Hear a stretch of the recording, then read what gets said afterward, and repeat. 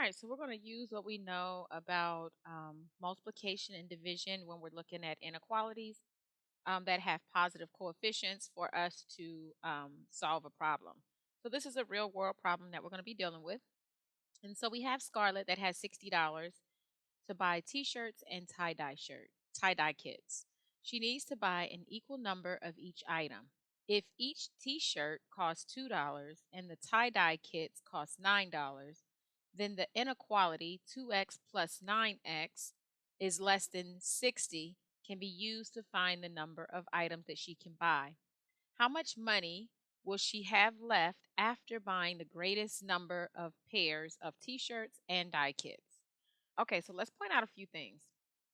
First thing, let's write our inequality. So we have 2x plus 9x. That is going to be less than or equal to 60.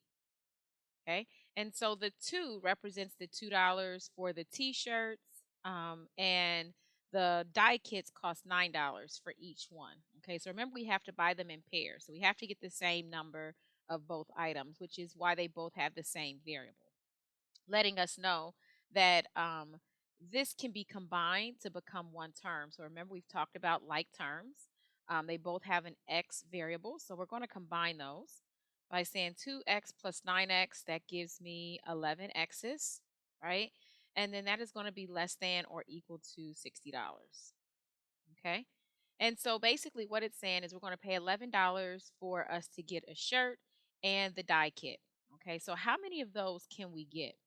Well, if we um, if we divide both sides by 11, then we have 11 divided by 11. That gives me 1x, right? So we'll cancel that 11 out, letting us know that we've addressed that.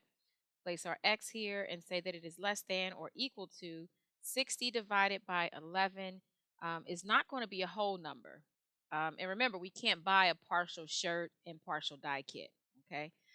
So if we take 60 and divide it by 11, let's see what we get. 60 divided by 11. Oh, I put times. 60 divided by 11 is 5.45, and it's a repeating number. But remember, we're buying shirt and a dye kit, so we can't go to the store and buy a partial item. So we're just going to look at that whole number, okay? And so the answer would actually tell us that it would be like 5.45 as far as our answer. But because we're talking about the shirts, we need to know how much money does she have left after buying the greatest number of pairs. Well, how many pairs can she buy? Whole number would be 5. She can only buy 5. She can't buy a whole one. She has 0.45 that she could also purchase. But again, we don't sell things in the store in partial numbers. So basically, she can buy 5 kits or 5 pairs. And those 5 pairs, remember, are $11 times 5. So that's $55 that she spent. Okay. So she has $60. Taking away the 55 that she spent, that leaves her with $5 left. Okay. So if we were to set it up as an inequality to tell us, maybe something else, um, X could be a value that would be less than or equal to 5.45 to make this statement true. But based on the content and the context that they've given to us here, we know that we have to buy it in whole numbers. And if we're buying it in whole numbers, the pair is $11. I'm sorry, it's $11 for the shirt and the dye kit.